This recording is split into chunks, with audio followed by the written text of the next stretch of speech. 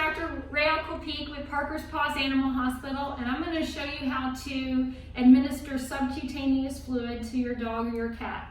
Today I have Miss Addie. So she is a cat that needs fluids on a regular basis. Sometimes you have to give it for feline urinary tract disease. Sometimes you have to give it for renal disease. So there's many reasons, so always give it under the direction of your veterinarian. The first thing I'm going to do is go over the anatomy of the fluids. So this is your bag of fluids. I'm going to go over the numbers in a second. And then this is the end of your fluids right here. If you can notice, the cap is off, so you want to keep this as sterile as possible. This is a needle. You want to open the package. You don't want to touch the end. So it's the open, it's the pink or the blue or whatever size of needle you're using.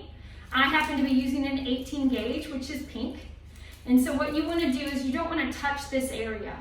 And then you just want to snug it on here just like that. And you can even take the twist plastic part and secure it. When you administer fluids, I always start with a new needle. You don't want to get a new needle on there at the end because you're not going to know if it's a new needle or not. So you can leave the dirty needle on there. If in a pinch you want to keep the cover on, and if you want to do it for someone else, this tells me that this is a new needle. But in general, start with a new needle each time, and then that way you know that it's a fresh needle. So then I'm going to go over the anatomy of the fluid bag. So this is LRS, lactated ringers.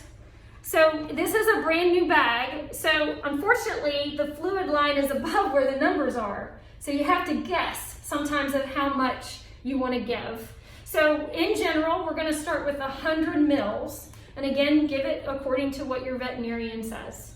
So in between each notch is 50 mils. And in between each number is 100 mils, okay? So in the beginning, you're gonna have to guess, right? You're gonna have to guess to see, I'm gonna give it to a little bit at the 1, okay, for Miss Addie. She got fluids yesterday, so we're just gonna give it to the 1. The next anatomy part of the fluid bag is the port. What's the official name for this? It's a bulb. A what? It's a bulb. A bulb, yeah, a bulb. All right, so if you can see the fluid line here, I like for it to be at about the middle of the bulb. If you want it to be lower, you're going to turn the bag upside down and squeeze. See, it made it lower.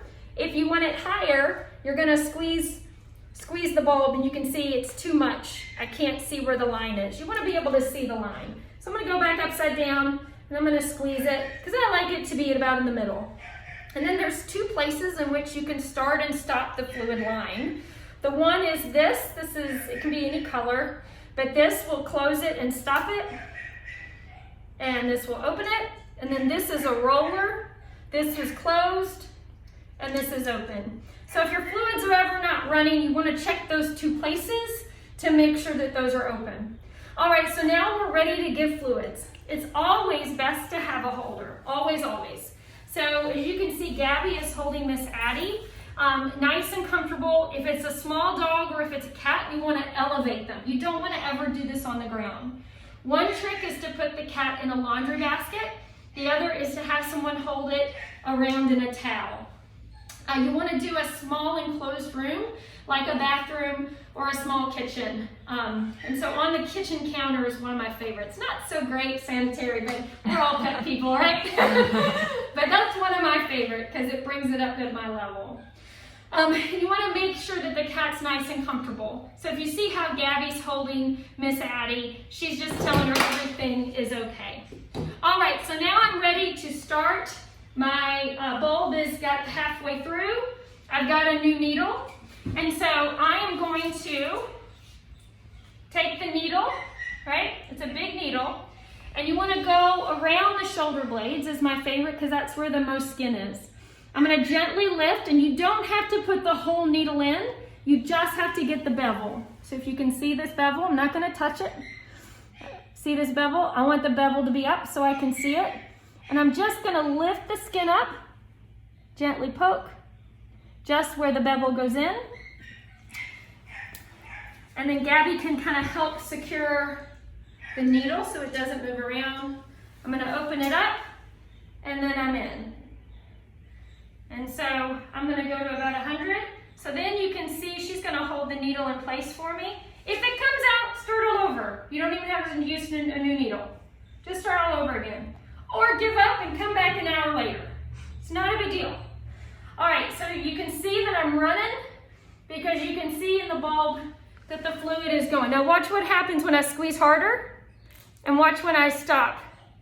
So you can squeeze this bag to help the process out, but you want to be able to see it.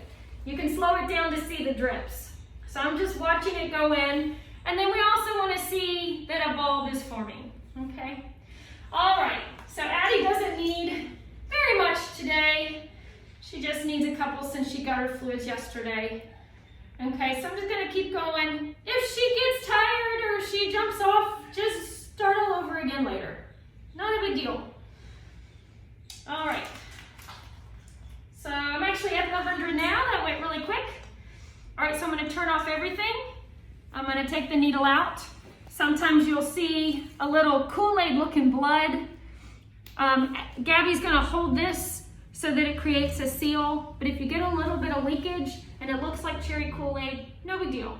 You can just put pressure on it and it will clot, okay? If it seems painful, again, just give up, try again later. This is how to give subcutaneous fluids to your cat. You can also use tricks of putting in this little hook in a hanger, and you can hang it up. The higher this goes, the faster gravity will work. So if you don't have many hands or you want to concentrate on the needle, just take a little hanger and hang it as high as you can. Try to keep this in a dark place. You want to store your fluids in a dark, cool place like a pantry. You don't want to put it in the sunlight. You don't want to put it in the refrigerator. So you want it to be a good room temperature. So this is how you give fluids to a cat, and this applies to a dog as well. If you have any questions, please call your veterinarian. Thanks and good luck.